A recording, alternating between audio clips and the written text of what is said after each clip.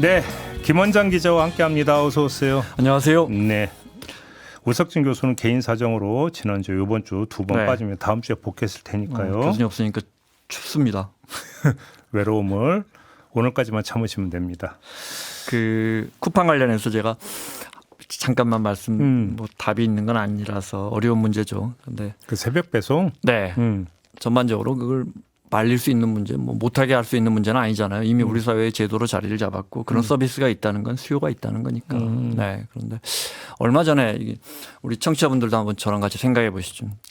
굉장히 추운 날이었었는데 대치동에 그 뭐 큰 아파트 단지들이 이렇게 쭉 있어요. 그 성경, 우성, 미도 이렇게 밤에 그 갈 일이 있어서 어르신들이 그 차들을 지키고 있더라고요. 밖에 경비 아저씨들 말고 따로 고용을 해서 영하 막 10도 5도 이런 체감 온도는 더 추울 텐데. 뭘 지키고 있다고요? 차가 주차장이 부족하니까 차를 밀어야 돼요. 그러니까 밖에 이렇게 주요 포스트마다 어르신들을 아르바이트로 고용을 해서 연세 진짜 많으신 분들을. 그러니까 거기서 이제 문제가 주차 공간 확보 차원에서 그 이제 차를 막 몇 대씩 밀어야 되니까 그 안에서 이제 논란이 된 거예요. 어르신들을 이 추운데 밖에서 세워놓고 이 고용을 하는 게 맞냐. 똑같은 문제가 생긴 거예요. 아, 저분들이 원해서고 저 사람들 위해서 그러면 이걸 없애? 젊은 사람들 고용하면 어떠냐. 젊은 사람들은 이런 걸 안 하려고 하고 비용도 높아진다. 이렇게 되는 거예요. 그러니까 그 일자리 문제를 가지고 우리가 개선을 해보려는 시도 이것 자체까지 뭐 비난을 하면 그건 굉장히 납작한 사고인 것 같아요. 그러니까 예를 들어 그럼 할아버지들 안 돼. 이거 인권 문제야. 일 그만하게 하자. 이것도 답은 아니잖아요. 그분들도 다 생각이 있어서 거기 참여하시는 거라고요. 그런데 우리 사회에 그럼 딱 요즘 제일 많이 나오는 이야기가 그분들이 선택한 거잖아. 이건 정말 예전에 1920년대 30년대 미국에 막 마천루들이 생겨날 때 그 100층짜리 엠파이어 스테이트 빌딩 막 이런 거 지을 때 있잖아요. 그 사진에서 많이 보셨을 거예요. 그 위에 노동자분들 막 거기서 밥 먹고 이렇게 담배 피우고 걸어 다니잖아요. 그걸 스카이워커라고 그래요. 스카이워커. 엄청나게 떨어져 죽었어요. 근데 그 당시 그게 필요했잖아요. 그게 금지시킬 수도 없단 말이에요. 그게 수요가 있었단 말이에요. 제가 드리고자 하는 말씀은 그러면 개선하려고 노력을 해야죠. 그래서 안전망도 만들고 안전모도 세우고 안전띠도 하고 하면서 계속 그렇게 우리가 발전시켜 나가고 개선시켜 나가야 하는데 지금은 진짜 논쟁이 납작합니다. 예를 들어 뭐 그 나이가 나오면 항상 댓글에는 뭐 그러면 응급실 직원 뭐 경찰도 새벽 근무를 시키지 말자 이런 논리야말로 정말 뭐 신흥국들 저개발 국가에서 나오는 중국이나 베트남에서 나오는 이런 거죠. 발전하는 국가들의 특징은 항상 이런 문제를 좀 고쳐보자. 근데 이게 참 아주 지난한 일이죠. 우리가 흔히 사회적 합의를 통해서 이렇게 저 같은 사람 맨날 말하는데 이게 왜 사회적 합의를 통해서 뭐 사회적 합의가 안 되니까 하는 말이거든요. 그러니까 시간도 오래 걸리고 하지만 이게 좀 위험한 것 같아요. 우리 사회가 전 세계에서 이런 노동을 하는 게 우리밖에 없는데 이런 걸 좀 고쳐보자라는 거기에 대해서는 우리가 그 명제는 항상 옳은 것 같아요. 네. 그러니까 예를 들어서 이런 거겠죠. 그러니까 노동자 입장에서는 월 수입을 늘리기 위해서 장시간 노동을 하고 싶어. 네. 그럴 수 있잖아요. 네. 그런데 법으로 노동시간을 제한을 하면 그러면 내가 돈을 벌 수 있는 기회를 왜 그 국가 권력에 나서 차단하느냐. 똑같은 논리죠. 이렇게 접근할 수는 없는 거잖아요. 네. 그것도 이제 제가 모든 선진국이 지금 말씀하신 그걸 규제해요. 그러니까. 모든 후진국들이 그런 거 신경 안 써요. 근데 언젠가부터 우리 사회가 선진국으로 가지 않고 자꾸 퇴행하려고 그 선택의 문제야. 그 사람이 선택한 거잖아. 제가 볼 때는 선택으로 포장돼 있고 사실은 생존 먹고 살려고 하는 거예요. 어떤 분들은 나는 새벽 노동이 좋아. 건강에도 좋아. 그런 분들도 있겠죠. 그렇지만 우리 사회에서 이거는 뭐 제가 아까 처음에 그 아파트에 어르신들이 차를 지키는 문제 그것도 예를 들어 그러면 이렇게 하자. 어쩔 수 없이 써야 한다면 당장 우리가 그 노동이 필요하니까 어르신들을 한 시간에 한 5분이라도 따뜻한 곳에 경비실에 들어올 수 있게 하자든지 이런 식으로 우리가 예전에 제일 많이 이야기 나오는 게 이제 영국의 그 방적 발전할 때 이제 한 100년 200년 전에 아동 노동이잖아요. 그 처음에 엄청나게 그래도 영국 의회에서 그거 한 1800년대 초예요. 9세 이하 아이들은 12시간 이상 노동시키지 말자. 그때 뭐 16시간씩 아이들 노동을 시키거든요. 그것도 아이들이 필요해서 아니에요. 어른들도 남아 놀았는데 남아났지만 아이들 인건비가 쌌거든요. 정말. 그러니까. 근데 그때 정작 반대한 건 그 부모들과 아이들이었어요. 돈이 없으니까 진짜 그때는 정말 먹고 살 게 없으니까. 그러니까. 근데 그게 조금씩 발전해서 한 3-40년 지나서야 아이들 9세 이하 아이들을 갱도 밑에서 일 못하게 하고 또 한 40-50년 지나서야 겨우 그거 9세 10세 이하 아이들의 노동을 막았거든요. 그게 1880년대예요. 그러니까 되게 오래 걸려요. 오래 걸리지만 그 논의는 항상 유효하다. 한편으로 이제 이렇게 왜 그 자유의 영역에 국가 권력이 개입해서 규제를 하려고 하느냐 이런 얘기를 하는데 네. 대한민국 헌법에 어느 나라 헌법을 보면 국가의 존재 제1의 존재 이유를 국민의 생명과 안전을 지키는 걸로 잡고 있어요. 네. 아니 그러니까 그러면 뭐 당신이 어디 가서 뭐 차에 치여 죽든 말든 우리는 신경 안 써 이렇게 돼버리면 국가의 존재 이유가 없는 거잖아요. 마찬가지죠. 네. 네. 그러니까 국민의 생명과 건강을 어떻게 국가가 나서서 지켜줄 수 있도록 법과 제도를 정비할 것이냐 이 차원에서 접근하는 것이고 야간 노동이라는 것도 마찬가지로 봐야 되는 거예요. 예를 들어서 야간 노동은 제 기억으로는 1급 발암 물질에 준하는 걸로 국제기구에서 아마 판정이 났던 걸로 저는 알고 있는데요. 그러니까 불가피한 면이 있습니다. 그리고 우리가 이제 플랫폼 노동자라고 말을 하잖아요. 그러니까 플랫폼이 바뀌었기 때문에 일하는 우리 재택근무도 많이 들었고 그러니까 일하는 공간과 시간이 바뀌는 건 시대가 바뀌면서 불가피한 면이 있을 겁니다. 그리고 사실 새벽 이 배송이라는 게 저도 이용하지만 굉장히 효율적입니다. 차도 안 막히고 그렇지만 그것이 우리 사회에서 위험하고 특히 한국 사회에만 사실상 존재한다면 선진국은 왜 이런 걸 하지 않을까? 내가 볼 때는 한국인의 부지런함이 더해져서 이 노동 형태가 생겨났는데 다만 이런 건 있겠죠. 새벽 배송이 중단이 되면 그 누군가의 심각한 문제 예를 들어서 생존과 관련된 문제를 처리를 한다면 그건 그때는 다르게 접근할 수 있죠. 왜냐하면 이거는 아까 응급실 예를 들어 응급실 그렇다고 야간 노동을 없애기 위해서 응급실을 폐쇄하겠다 하면 다른 사람의 생명이 죽어나가는 건 안 되는 거잖아요. 마찬가지로 새벽 배송을 만약에 중단을 하거나 축소를 하면 그 누군가가 생존에 중대한 위협을 받는다면 그때는 다르게 접근할 수 있죠. 근데 그건 아니잖아요. 우리 사회에 오늘 부동산 이야기하려고 하는데 우리 사회에 어떤 위험한 일이 있는데 사회적으로 또는 공공이 그건 좀 위험한 것 같아. 당신이 원해서 하는 직업이지만 이렇게 가는 나라들이 선진국입니다. 그런 건 그 자기가 원해서 하는 건데 왜 그걸 우리가 간섭해? 이런 나라들은 후진국입니다. 알겠습니다. 근데 다음으로 넘어갈게요. 이거는 근데 답을 좀 주셔야 돼요. 아까 JB타임즈에서 전화만 드렸고 답을 안 내렸는데 서울 반포동 레미안 트리니원 1순위 청약에 현금 평균 한 20억 이상이 있어야만 분양받을 수 있는 사람들인데 경쟁률이 237대 1을 기록을 했다. 어마어마하게 몰렸다. 이 얘기는 현금 부자가 엄청 많다. 근데 현금 부자가 아닌 사람은 꿈도 못 꾼다. 이 현실을 어떻게 받아들여야 그래서 그 복권은 보통 사람은 참여도 못한다. 근데 분양만 되면 30억 시세 차익 챙길 수 있다. 이제 분양가가 한 30억이고 시세는 한 60억 정도 되니까 지금 25억 이상 주택은 2억밖에 대출이 안 나오니까 그 말이군요. 그렇다고 대출 규제를 10억, 20억 마음대로 해주게 하라 이럴 수도 없잖아요. 뭐 어쩔 수 없는 우리가 청약제도라는 거 그다음에 분양가 상한제라는 지금 어떻게 보면 처음에 우리가 이야기한 거랑 비슷하네요. 사회적인 규제 그것도 한국만의 규제네. 청약 통장과 분양가 상한제라는 규제를 해놨다 보니까 이런 문제점이 생겼는데 그러면 앞에 청약제도와 분양가 상한제를 하지 말까 이 문제로 오는 거죠. 간단하죠. 어쩔 수 없어요. 모든 제도는 부작용이 있고 저는 그것보다는 우리 언론이 사실 우리 사회 이만큼의 문제인데 우리 언론이 그냥 매일 아침 집이 없는 사람, 집값이 오르지 않는 대다수의 국민들을 향해서 제가 볼 때는 이 기사를 쓰는 기자분들에게 이제 집값 올랐어요. 당신 이거 아직도 안 했어요? 당신 이거 안 했더니 이 사람들은 또 돈을 벌었네요. 이게 스포츠입니다. 스포츠. 이 기사를 쓰는 기자들에게 아주 즐거운 스포츠예요. 매일같이 그걸 써서 다수 국민들의 속을 뒤집어 놓는데 저는 그게 더 문제지. 이건 이런 로또는 사실은 이명박 정부 때 보금자리 주택 같은 경우가 이제 이런 로또를 수만 가구를 만들어낸 거거든요. 그래서 이제 그때는 차익이 물론 3-4억이었지만 그러니까 그러니까 분양가를 낮게 해서 운이 좋다는 이유로 당첨이 되고 다음에 시세 차익을 챙겨가는 공공의 이익을 사유화하는 이런 시스템이 절대 좋은 건 아니죠. 알겠습니다. 부동산 얘기 한번 본격적으로 한번 해봅시다. 국토부 장관이 연내에 서울 고밀도 주택 공급 계획을 내놓을 것이다라고 밝혔어요. 근데 서울하면 땅이 있냐? 제일 먼저 나오는 게 이거잖아요. 하는 이야기잖아요. 네. 그래서 전에도 한번 말씀드렸지만 잘 안 됩니다. 네. 윤석열 정부 때도 문재인 정부 때도 막 박근혜 정부 때는 행복주택이라고 불렀는데 뭐 결국은 그린벨트 건드리는 걸로 그냥 팍팍 긁어서 그래서 이제 그린벨트 푼 게 이제 보금자리 주택이고 네. 지금 서리풀 공원 같은 경우가 이제 우리가 도시에 이 정도의 녹지는 남겨두자 했는데 이제 거기도 다 풀고 저기 태릉인가요? 어디 그 야구장도 풀고 또 그쪽에 있는 골프장도 지금 풀까 생각 중이고 용산에 뭐 우리가 이제 교회 부지도 뭐 테니스장도 수영장도 뭐 마트 있던 자리도 호텔 있던 자리도 전부 아파트로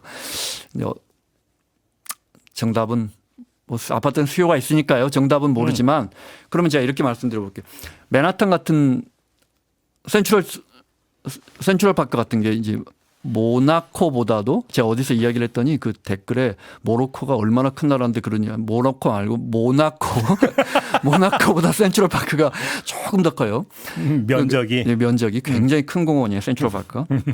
그럼 맨하탄은 그렇게 집값이 비싼데 왜 여기 아파트를 조금이라도 안 지을까. 이런 건 이제 우리가 한번. 센트럴파크에. 아니 하이드파크는 런던의 센트럴파크에 뭐 몇 분의 1도 안 돼 굉장히 작아요. 센트럴파크 굉장히 커요. 그 미국 사람들은 이게 콘크리트가 좀 부족한가 아니면 우리만큼 뛰어난 도시계획 하시는 분들이 그런 좋은 건설사가 미국에는 없나. 트럼프 대통령 같은 디벨로퍼가 없나. 그러니까 정답은 없고 저는 주택 공급은 늘 부족하니까 막 서둘러 지어야 한다고 늘 말씀드리지만 이게 쉽지가 않고 부산도 오랫동안 부동산 담당을 해오면서 취재기자로서 과거에 그 마린시티 같은 경우도 원래 수영만 개발해 그 메리반드예요. 공유 수면 메리반드예요. 거기를 레저 스포츠 해양 산업의 메카로 만들겠다 그랬어요. 네. 그냥 아파트 지었거든요. 주상복합. 그러니까 뭐랄까 산업이 들어서죠. 그 뒤에 센텀이라고 있어요. 거기도 아주 좋은 동네예요. 거기 이제 부산국제공항 있던 자리예요. 여기서 잠깐 그 얘기 하시니까 갑자기 샛길로 빠지고 싶은 유혹이 드는데. 샛길 좋아합니다. 종묘합 있잖아요. 세운 사고요. 여기 왜 맨날 저한테 이렇게 예민한 문제만 물어보세요. 막 빌딩 이렇게 올리겠다는 거 어떻게 평가하세요? 그거는. 그래서 제가 그걸 요즘 핫해서 좀 자세히 들여다봐야 되는데 그 용적률도 제가 모르고 뭘 말씀드리기는 못한데 원래 72m까지 그 고도 제한을 72m까지로 설정을 했었는데 그거를 2배로 올려버렸거든 지금. 145m로. 그래서 물론 145m 꽉꽉 채우지는 않는데 거의 근접하게 올리겠다라는 거예요.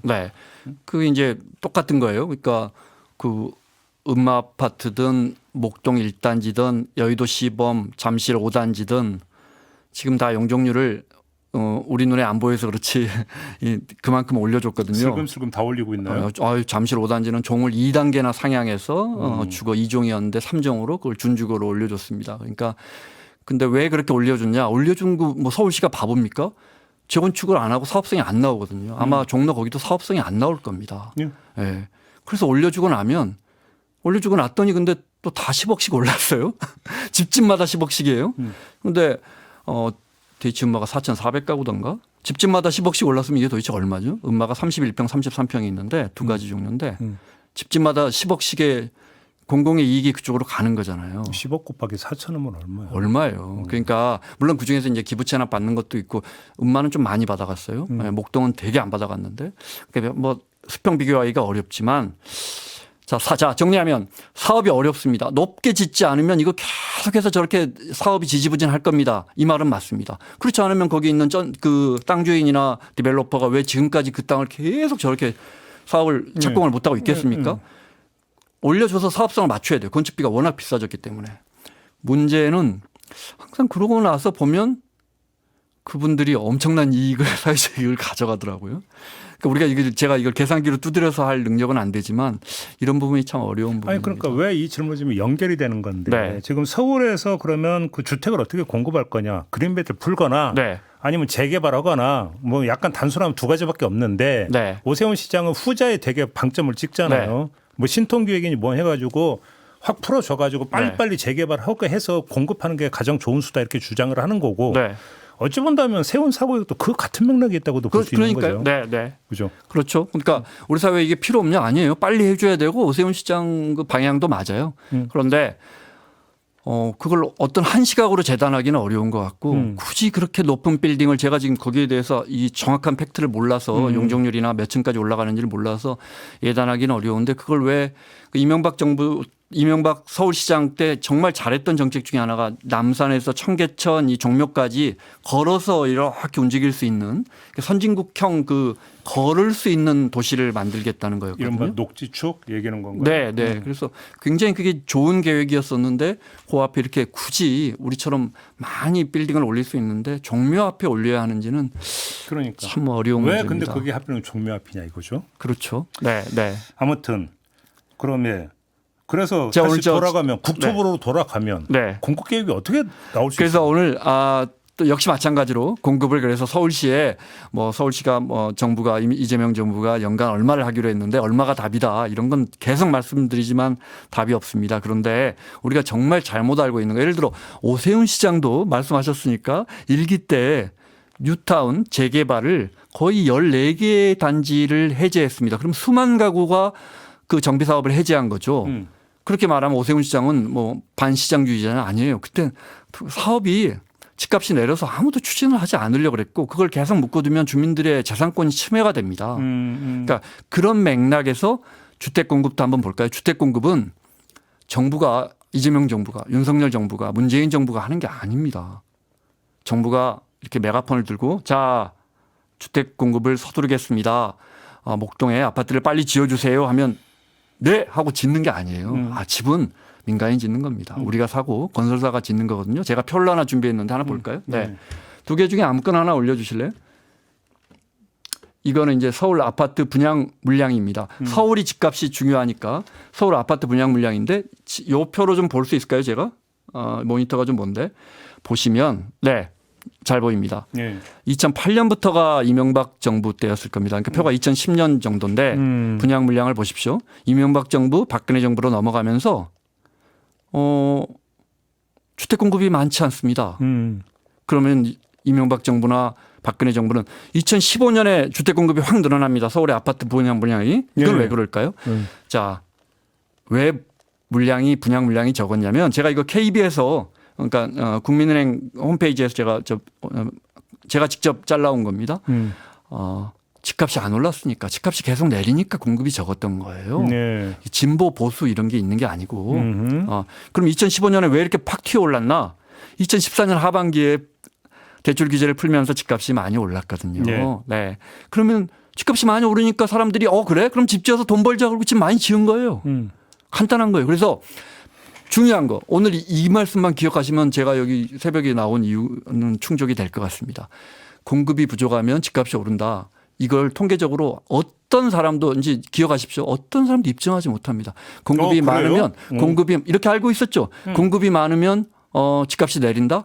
표로 보면 하나도 수도권도 안 맞고 서울도 안 맞고 전국도 하나도 안 맞습니다. 그건 우리가 학교 다닐 때면 수요 공급의 원칙에 반하는 건데. 어느 정도 영향이 있겠죠. 네. 정작 정확하게 표현하려면 집값이 오르면 주택 공급이 늘어난다. 집값이 내리면 주택 공급이 줄어든다.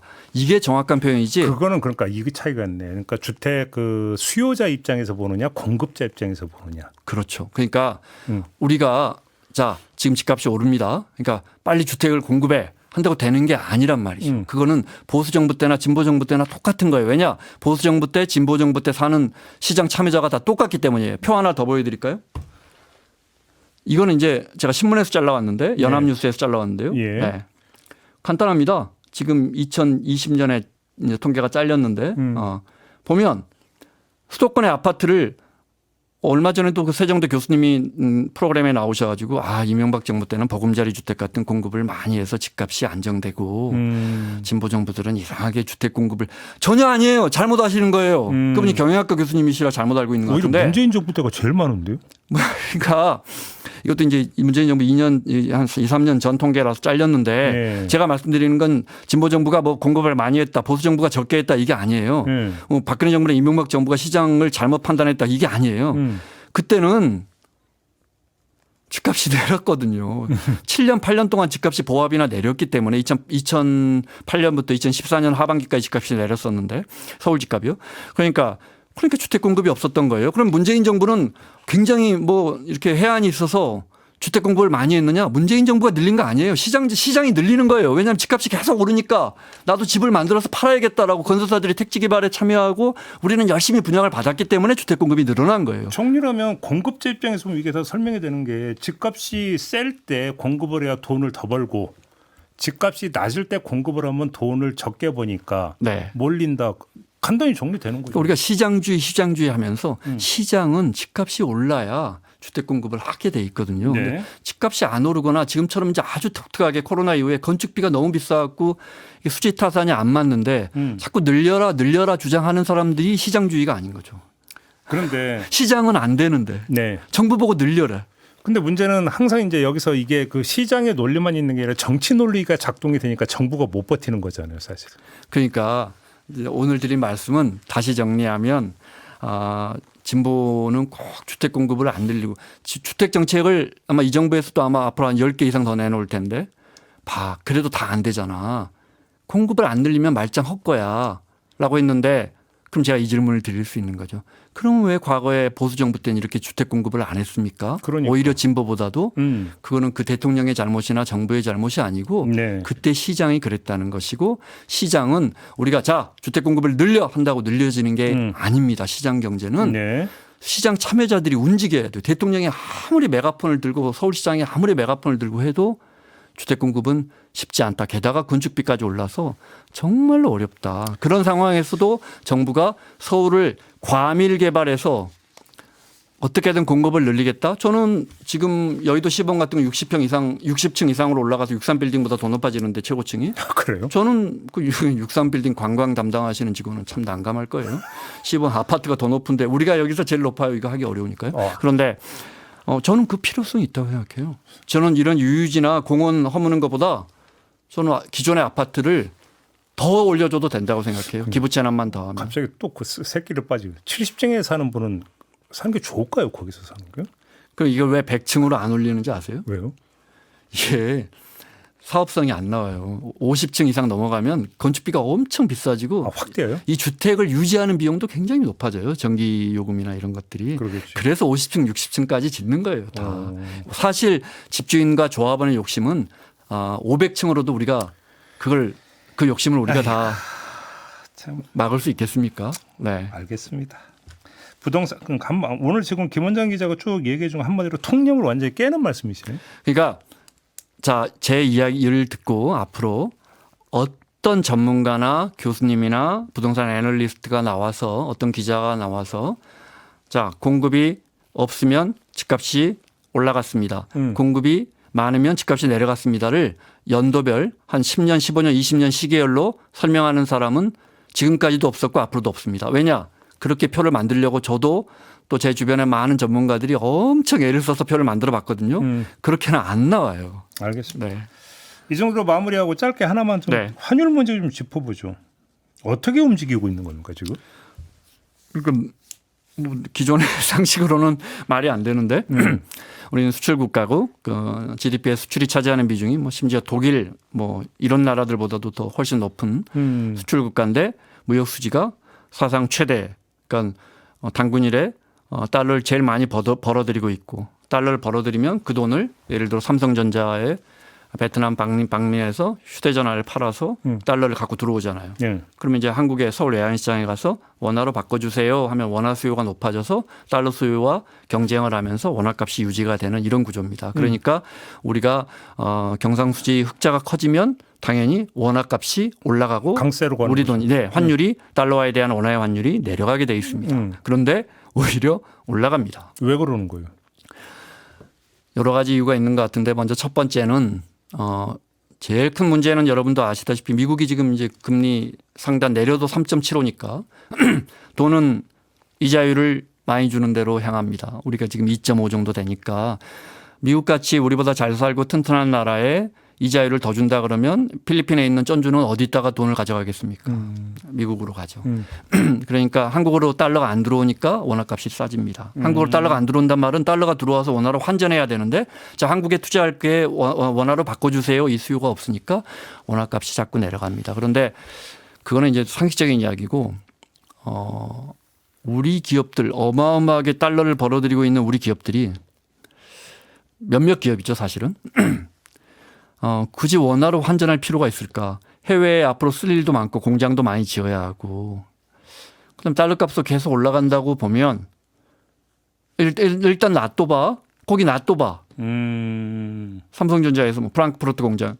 거기 일단 놔둬봐. 현대차 인도네시아에서. 본국으로 송금을 안 하네. 일단 놔둬봐.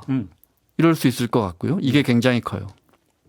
그러니까 돈이 벌긴 하는. 근데 이제 다 할 수는 없어요. 왜냐하면 뭐 공장도 고쳐야 되고 근로자들 임금도 줘야 되니까. 예. 이런 부분도 있고. 그다음에 우리 경제가 너무 커져서 또 딴 이야기. 빼빼로가 1년에 얼마나 팔리는지 아십니까? 얼마 전에 저기 그죠. 네. 2,500억 원어치 팔려. 제가 이 말씀 왜 드리냐면 우리 경제를 바라보는 수많은 착시가 어디서부터 발생하냐면 우리 경제를 너무 작게 생각하세요. 우리는 아직도 작은 나라라고 생각하세요. 내수 시장이 너무 작다. 그래서 우리 경제가 이태리, 스페인, 캐나다, 호주 정도입니다. 이렇게 말하면 대학생들도 제가 강의 가면 잘 네. 뭔 소리 하는 거야? 이렇게 되는 거예요? 그래서 우리 기업들이 어떤 행보를 죄송합니다. 제가 어떤 행보를 보일 때마다 그것이 시장에 영향을 미칩니다. 우리 기업들이 너무 사이즈가 커서. 그래서 예를 들어 또 우리 투자자들이 지금 미국 증시에 투자한 게 한 500억 달러니까 한 80조 원 정도 된단 말이에요. 그러니까 우리 경제 주체들이 뭘 하나 하면 너무 사이즈가 커요. 우리가 돈이 많으니까. 그러니까 미국의 주식 살려면 서울 외환시장에서 바꿔 가야죠. 일본 외환시장에서 바꿔 갑니까? 아니면 원화로 미국 주식 살 수 있나요? 달러 바꿔주세요. 달러 수요가 높아지니까 달러 값이 계속 높아져요. 예를 들어 우리 국민연금도 보따리가 너무 커요. 근데 50%를 주식에 투자하는데 그중에 35%가 그러니까 전체 100만 원이라면 35만 원을 해외 주식에 투자하는데 대부분 미국 증시일 거 아니에요. 그럼 국민연금도 그걸 살 때마다 어떻게 해야 돼요? 서울 외환시장에서 이거 제가 원화 드릴 테니까 달러 주세요. 이러면서 달러 압력이 계속 높아지면서 달러 값이 올라간다 구조적으로. 근데 이제 우리가 여기 생각해야 할 건 그제도 어이없는 기사를 2개 봤는데 뭐 외환 위기 올까? 아니 이거 정말 이 기자가 나쁜 게 아니고 이 기자 또 다른 기사를 베꼈을 거니까 처음 기사 쓴 기자가 나쁘겠죠. 외환 위기는 오지 않습니다. 왜냐하면 어떻게 설명을 드리지?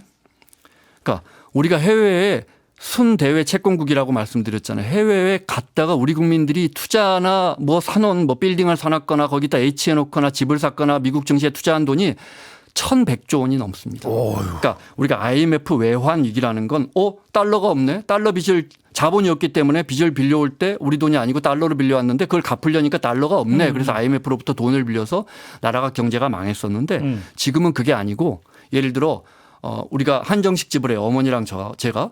그동안 돈 많이 벌어놨어요. 투자 좀 하려는데 우리 식당 좀 넓히려는데 돈 좀 주세요. 근데 어머니가 돈이 없대. 왜요? 그랬더니 그 친정에 햄버거 가게 투자를 좀 해놨대요. 그래서 야, 너 돈으로 하자. 나는 멕시코 음식점에 투자해놨는데 지금 이런 상황이라 돈이 없는 게 아니에요. 그러니까 외환위기는 올 수가 없어요. 우리 구조에.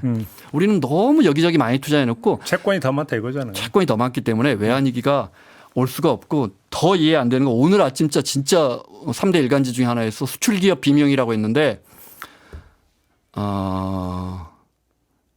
중견기업들이나 어떤 기업은 원자재를 많이 수입해서 그것을 만들어서 수출하는 기업은 비명을 지를 수 있죠. 그런데 우리가 지난 20, 30년 동안 우리 돈의 가치를 낮추기 위해 그러니까 지금처럼 환율을 높이기 위해서 얼마나 정부가 노력을 했는지를 아신다면 이런 기사는 쓰지 않으실 거예요. 예전에 최준경 차관이라고 기억하시죠? 네. 최틀러라고 그랬습니다.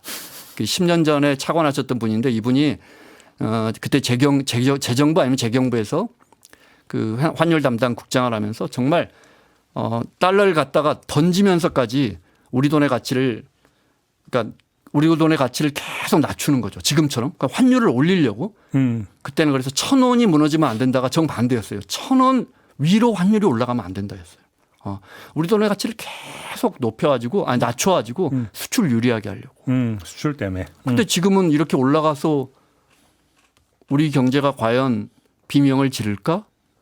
좋은 점도 있고 나쁜 점도 있고 이익을 보는 기업도 있고 손해를 보는 기업도 있고 그래서 이렇게 일도 양날로 이렇게 할 수가 없습니다. 알겠습니다. 네, 그래서 경상수지 좋은 것도 사실은 우리가 수출하기 좋은 여건이 환율 여건이 있었기 때문이고 다만 중견기업들 작은 기업들은 물건을 가져다가 수입해서 만들어야 되잖아요. 이런 부분들은 힘들지만 우리 대기업들은 굉장히 유리한 조건일 거고 이런 부분 그래서 다만 자본도 나가 있고 외국인들이 우리나라에 대한 투자를 덜해서 원화를 덜 사서 환율이 약하다면 그만큼 우리 안에서 일자리는 줄어들고 있다.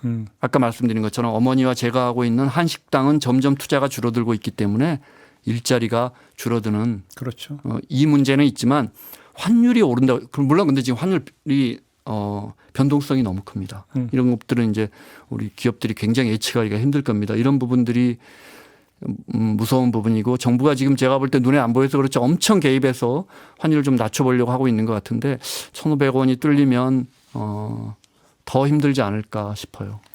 알겠습니다. 오늘 이야기는 좀 이 정도로 마무리하죠. 네. 네. 수고하셨고요. 네. 저도 물러가겠습니다. 다음 주에 빨리 오 교수님 왔습니다. 네. 고맙습니다. 고맙습니다.